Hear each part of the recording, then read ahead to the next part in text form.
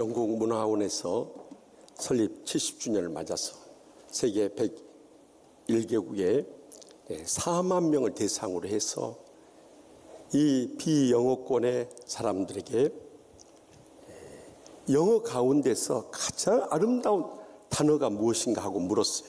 그랬더니 그 1위는 mother, 어머니였어요. 예상했던 대답이죠. 그리고 2위는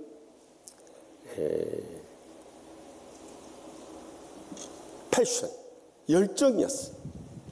그리고 3위는 스마일, 미소였어요. 4위가 러브, 사랑이었어요. 5위는 이터니티, 이 영원이었어요. 6위가 fantastic, 환상적이라는 단어였어요. 7위가 destiny, 이 운명이라는 단어이고, 8위가 freedom, 자기 권리로서의 자유였고요. 이 9위가 liberty, 권리나 지배로부터의 자유였어요. 그리고 마지막 10위가 tranquility, 평온이라는 단어였어요. 그러나 그 어디에도 아버지라는 단어는 찾아볼 수가 없었어요. 옛날에는 어머니 날로, 어머니 주일로 지켰습니다만, 그러나 시대가 지나면서 아버지란 존재의 소중함이 더욱더 일깨워지는 시대예요. 왜냐하면 아버지, 어머니 없이는 우리 이 땅에 존재할 수 없기 때문이에요. 그런데 오늘 본문 가운데서 우리에게 신앙인 모범과 도전을 안겨다주는 한 아버지의 이야기가 나와요. 그가 바로 여호수아예요. 여호수아는 이스라엘 백성들을 이 광야를 지나서 가나안 땅으로 들어가게 했고, 또 그곳에서 이 영적 싸움을 끝까지 승리하고 그곳을 정복한 다음에 분배해 줬던 중요한 역할을 했던 사람이었던 거예요.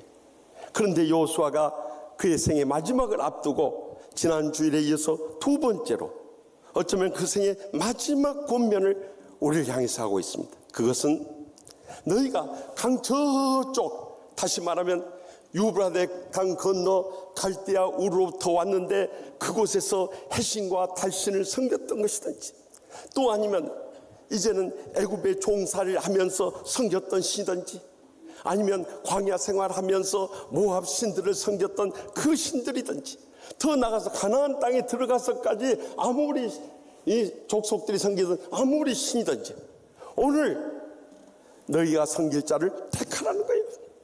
그런데 오직 나와 내 집은 여호와를 섬기겠노라 하고 믿음의 선을 하고 있는 거예요. 우리는 오늘 또다시 어버이 주일을 맞이하면서 지난날 우리 부모님들의 신앙을 이어받아서 왜 우리도 오늘 여호와 하나님을 택해야 될 것인가, 이 시간 들려주시는 하나님의 음성을 다 함께 들을 수 있길 바랍니다. 먼저 본문 17절 상반절 말씀 다 같이 읽겠습니다. 이는 우리 하나님 여호와께서 친히 우리와 우리 조상들 인도하여 애굽 땅 종되었던 집에서 올라오게 하시고. 아멘. 그때 당시 이스라엘 백성들은 지난날 애굽에서 종살이하던 기억을 잊을 수가 없었어요.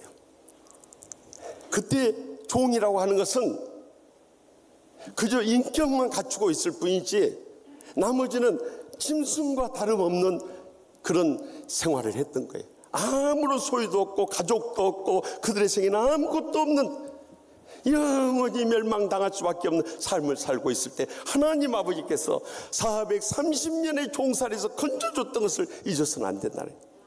여러분, 430년한 세월 남의 민족이 고통을 겪었으니까 우리는 깊이 생각하지 않을 수 있습니다만은, 우리나라가 일제 침략 아래 있을 때 경술 국칠 1919년 8월 29일부터 시작해서 이제 1910년 경술 국칠부터 시작해서 1945년 8월 15일 해방될 때까지 엄밀하게 계산을 하면요 34년 11개월 17일입니다.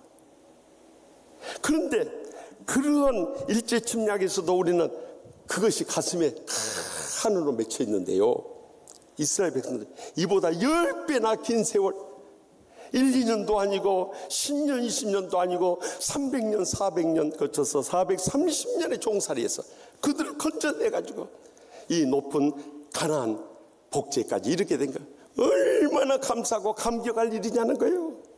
그렇기 때문에 이 여호수아는 지난날 하나님께서 그들을 구원해 준 것을 생각하면서 나와 내 집은 오늘 여호와를 택하겠다 하고 선언했던 거예요.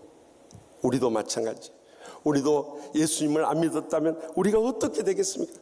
죄로 인해서 영원히 멸망당할 뿐만 아니라 이 땅에 사는 동안에도 하나님의 복을 다 잃어버리고 불행과 고통 가운데 살 수밖에 없었어요. 그런데 신앙의 부모님 만나서 예수 믿은 것 가장 큰 복인 줄 믿으시기 바랍니다. 우리 가운데는 부모님이 예수님을 안 믿으셨던 분들도 계실 거예요. 그러나 낙심할 이유가 없어요.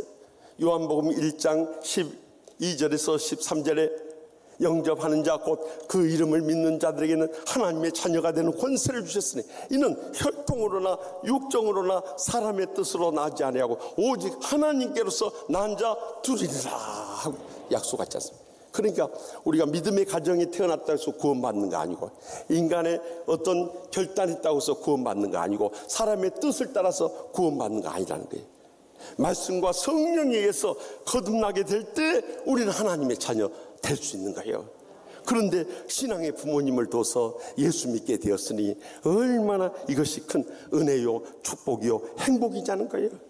그런데 우리의 문제는 이렇게 믿음으로 앞서가신 부모님을 따르지 아니하고, 심지어는 부모님이 목사님, 장로님, 권사님, 집사님인데도 신앙을 잃어버린 자식들이 이 땅에 얼마나 많이 있냐는 거예요. 흔히들 한국교회 장래에 희망이 없다고들 말하는데요, 저는 다른 데 원인을 찾고 싶지 않습니다. 가족치료학자로서 우리의 모든 원인은 가정에 있는 것입니다. 우리가 부모님의 신실한 신앙만 이어서 우리가 목사, 장로, 권사, 집사, 성도 된다면 한국교회 걱정할 거 아무것도 없는 거예요.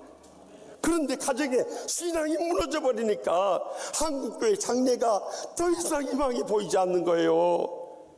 그렇기 때문에 우리 자식들이 부모님께 할 수 있는 가장 근본적이고 중요한 효도가 있다면 부모님의 신앙 본받아서 우리도 믿음으로 일어서는 것인 것입니다. 부모님이 믿으셨던 그 믿음을 붙잡고 다시 한번 일어설 수 있는 기회로 삼을 수 있길 바랍니다.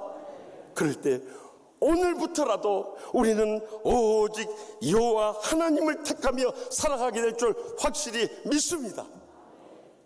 계속해서 본문 17절 중반절 말씀 다 같이 읽겠습니다. 우리 목전에서 그 큰 이적을 행하시고. 아멘. 이스라엘 백성들이 출애굽할 때에도 애굽의 왕이 마음이 강팍하고 안악해서 이스라엘 백성들 풀어주지 않으니까 하나님께서 10가지 이적을 행하셨어요. 그래서 그렇게 웃어준 거예요. 뿐만 아니라 홍해를 가르는 역사를 했어요. 또 요단강을 가르는 기적을 행하셨어요.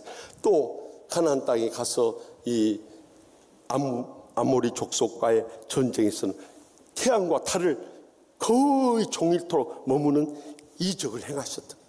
그래서 이 이적이란 단어가 이 히브리어로 하오토트라는 단어를 쓰고 있는데요, 이것은 다른 기적이 아니라 하나님께서 우리를 영적으로 교훈하기 위해서 인간에게 일으킨 기적을 말하는 거예요. 그래서 구약 성경에는 이적이라고 번역하고 신약 성경에는 표적이라고 번역했던 게 바로 이 우리를 깨우쳐주는 기적을 행하셨다.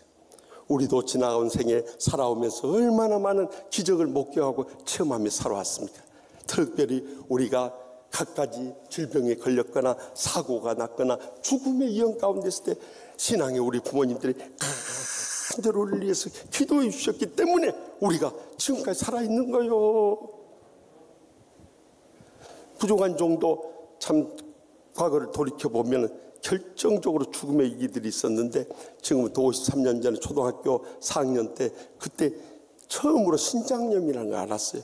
지금은 신장염은 아무것도 아닙니다. 근데 그때는 이 의학이 발달하지 않고 또 약이 없어가지고 많은 사람들이 죽어갔어요. 저도 약이 없어서 막 이 소변으로 혈변을 놓고 얼굴이 퉁퉁 붓는데 손을 쓸 수가 없는 거예요. 그래서 대학병원에 있던 작은아버지가 독일에 연락을 해가지고 독일에서 약을 급히 즉수입해가지고 살아날 수 있었어요. 그건 그렇다 치더라도 제가 대학교 1학년 말에 장로 권사 아들로서 제약 세상에서 방황할 때 하나님께서 저를 사랑으로 채찍질해서 주의 종으로 불렀을 때, 그때는 인간의 의학이 통하질 않아요. 하나님께서 살려주지 않으면 살 길이 없었어요. 한 달 보름 시급을 전폐한 채 죽어갈 때 저희 부모님이 얼마나 새벽마다 부르짖고, 그때는 철야 기도를 할 때 철야 기도 가서 간절히 울기 시작했어요. 그런데 저는 부모님의 은혜를 다 잊어버리고 살았어요. 언제 그것을 깨달았냐면요, 저희 딸아이가 태어난 지 하루 만에 뇌출혈, 이출혈, 장출혈, 피를 절반 이상을 쏟아가지고 병원에서 포기하라 했을 때 아무것도 붙잡을 거 없어요. 병원에서 포기하는데 뭘 붙잡을 수 있겠어요. 그래서 저희 집사람 누워있는데 말도 못하고 혼자 밤을 지새면서 기도하는데, 그때 지난날 내가 죽음에 있을 때 저희 아버지 어머니의 심정이 바로 이 심정이구나. 그때 부모님의 사랑을 깨닫게 된 거예요. 그러니까요, 자식을 낳아 길러봐야, 속을 썩어봐야, 앞이 캄캄한 절망적인 상황에 부딪혀봐야 그때 부모님을 이해하게 되는 거예요. 그런데 놀라운 것은 시편 50편 15절 말씀같이 한란날에 나를 부르라, 내가 너를 건지리니 내가 나를 영화롭게 하리로다 하신 말씀. 주님 앞에 울부짖은 부모님의 신앙이 있었기 때문에 제가 살아났고 저희 딸도 살아났고 다 주의 종이 되고 하나님 앞에 이렇게 서서 건강한 모습으로 복음을 전할 수 있게 된 거예요. 또 제가 죽음의 위험에서 건져서 살려내니까 고통당하는 우리 한우들을 대할 때 그냥 기도가 안 나오는 거예요.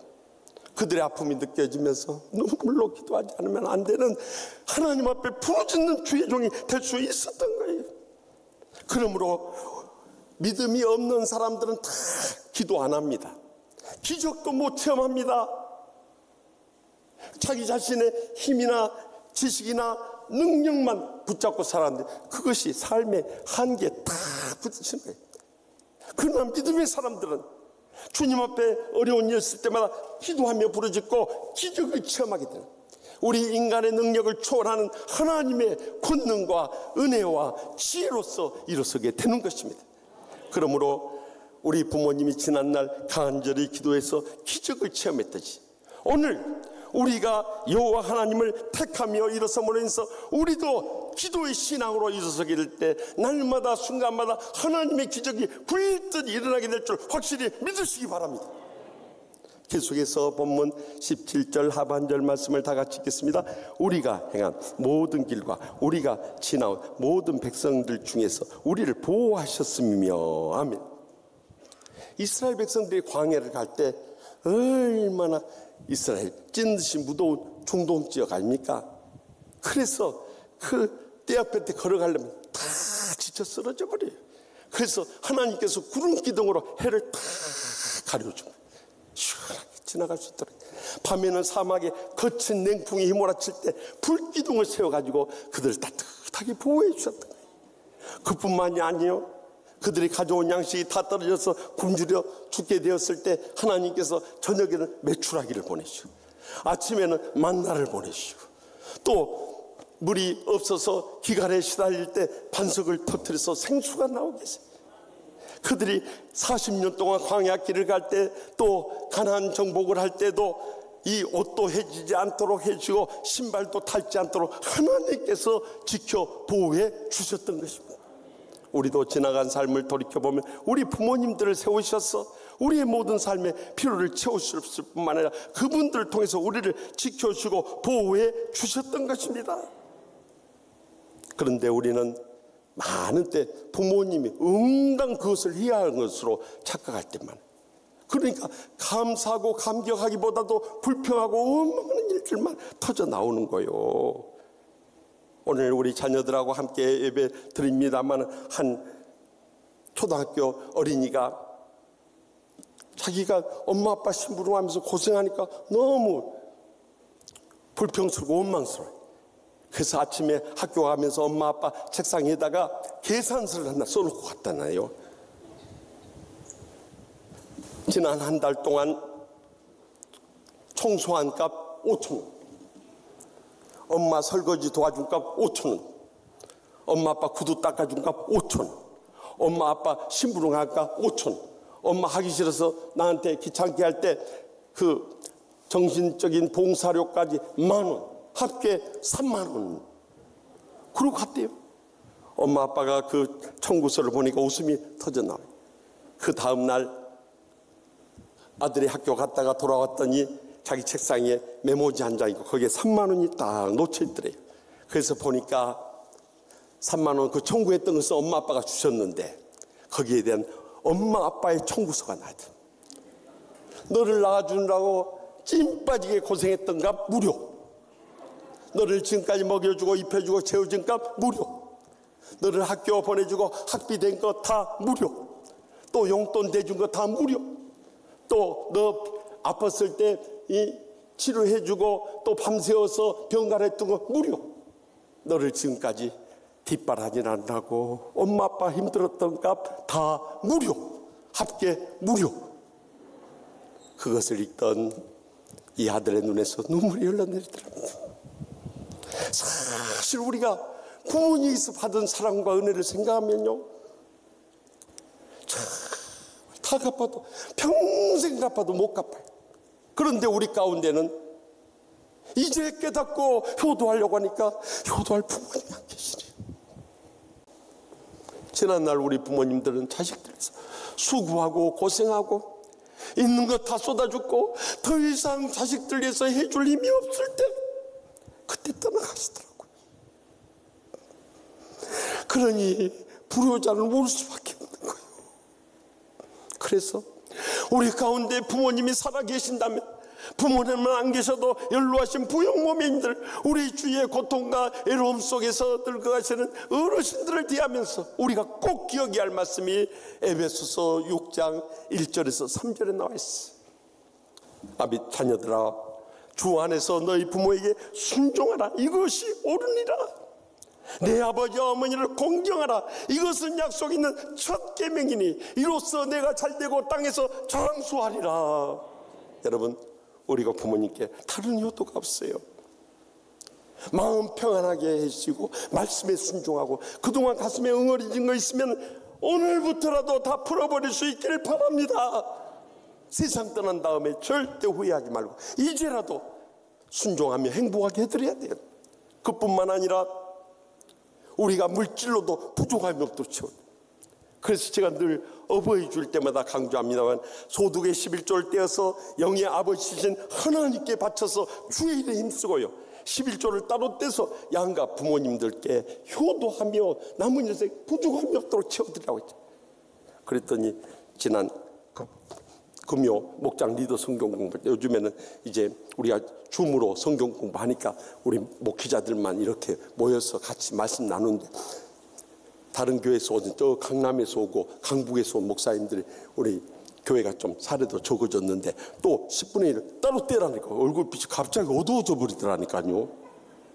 그래도 우리가 살아계실 때 이렇게라도 부모님께 보답할 수 있는 것이, 이로써 내가 잘되는 물질의 축복받고 장수하는 건강의 축복을 누리게 되는 것입니다. 그러므로 이제라도 부모님께서 지금까지 우리를 보호해 주신 것을 감사하면서 부모님께 보답하기 위해서 믿음으로 일어서야 돼. 오늘 우리가 여호와 하나님을 택하며 살아갈 때 이러한 축복의 역사가 우리의 삶 가운데 끝없이 이어지게 될 줄 확실히 믿습니다. 계속해서 마지막으로 18절 말씀 보겠습니다. 여호와께서 또 모든 백성들과 이 땅에 거주하는 아모리 족속을 우리 앞에서 쫓아내셨습니다. 그러므로 우리도 여호와를 섬기리니 그는 우리 하나님이라 하시니라. 아멘. 이스라엘 백성들은 끝없는 침략을 받았습니다. 그들이 간 애굽 땅에서 해방되어 나올 때도 그들을 바로 보내지 않으려고, 죽이려고 애굽 왕의 군사들이 막 뒤쫓아올 때도 홍해를 갈라가지고 그 쫓아오던 이 군대를 홍해 물에다 다 수장시켜버려요. 또 광야를 갈 때 아말렉 군대가 쳐들어올 때 모세의 손이 올라가 기도하면 하나님께서 다 승리해 주셔요. 또 가나안 땅에 가서도 이 아모리 족속을 필요로 해서 7 족속들과 싸울 때도 하나님께서 대신에 싸워줌으로 그들이 승리할 수 있었던 것입니다. 그렇기 때문에 여호와는 이 모든 승리를 목격하고 체험했기 때문에 나와 내 집은 오늘 여호와 하나님을 택하겠다고 선언했던 것입니다. 우리도 마찬가지입니다. 지금까지 영적 싸움에 승리하며 오늘에 이룰 수 있는 것, 첫째는 하나님의 은혜지만 두 번째는 부모님이 우리를 위해서 기도해 주셨기 때문에 그 은혜를 잊어서는 안 되는 거예요. 저는요 정말 부모님께 감사하는 것은요, 부모님 제 이름을 잘 지어버렸어요. 오를 의의 힘을 쓰이라 해도 마태복음 6장 33절을 근거해서 그런즉 너희는 먼저 그의 나라와 그의 의를 구하라. 그리하면 이 모든 것을 너에게 부어주리라. 그래서 어렸을 때부터 저희 부모님이 항상 저한테 교훈하시길, 너는 의를 심는 자가 돼야 된다. 절대 불의한 편에 속하면 안 된다. 그렇게 생각했어요. 제가 주의 종으로 소명받고 44년 목회하면서 이 영적 싸움 계속 해오면서 보니까요, 대부분의 목사, 장로, 권사, 집사들이 이 영적 싸움에 패배하는 이유가 뭐냐? 첫째는 자기 이익을 따지더라고요. 두 번째는 자기 명예나 감정이 얽혀버려요. 세 번째는 인간관계에 매여서 끌려가버려요. 그러면 100점 배피하고 거기서부터 하나님의 복 다 잃어버리다.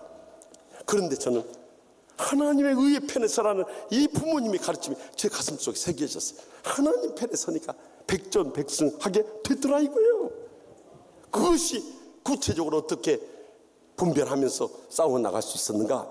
가장 먼저는 무엇이 하나님의 영광을 드러낸 것인가 하는 것을 생각했어요. 두 번째는 무엇이 주님의 몸된 교회를 위한 것인가를 생각했어요. 마지막 세 번째는 무엇이 복음의 통로로 쓰임받을 수 있는 길인가, 이걸 생각하면서 하나님의 편에 섰더니 하나님께서 복을 주셔가지고 오늘에 이르도록 귀하게 써 주시더라 이거예요. 여러분, 우리가 영적 싸움에 승리할 수 없습니다. 그래서 로마서 7장에서는요 내가 나를 이란 단어가 36회 나와요. 그때 로마서 7장 24절에 바울 사도의 고백은 오라 나는 공고한 사람이로다. 이 사망의 몸에서 누가 나를 건져내라. 한탄과 탄식뿐이에요. 그런데 로마서 8장이 들어가면서 급반전이 나. 거기서는 성령님, 예수님, 하나님이라는 단어가 거꾸로 36회 나와요. 그리고 성령님께서 우리를 이해하고 예수님께서 우리를 이해하고 마지막 하나님께서 우리를 이해하신다고 클라이맥스 로마서 8장 37절에 이렇게 써납니다. 그러나 이 모든 일에 우리를 사랑하신 이로 말미암아 우리가 넉넉히 이기느니라. 여러분, 이제는 무엇이 하나님의 편에 서는가를 기억해야 돼요. 어떤 사람들은 약한 사람 편에 서버려요. 그래가지고 동정심 발동해서 그것이 의로운지 불의한지도 모르고 약한 편에 끌려와서 망해버려요. 어떤 사람들, 우리 학생들 같은 경우는 학교에 가서 일진 편에 드는, 그것이 불의한 길인데도 그거 따라가다가 결국 복을 다 잃어버려요. 그러나 지난날 우리 부모님들의 영적 싸움에서 승리했듯이 우리도 하나님의 편에 서서 하나님의 의를 위해서, 하나님의 영광을 위해서 오늘 하나님을 택하며 살아갈 수 있길 바랍니다. 그러면 우리의 삶 가운데 최후의 승리와 영광과 축복이 함께할 줄 분명히 믿으시기 바랍니다.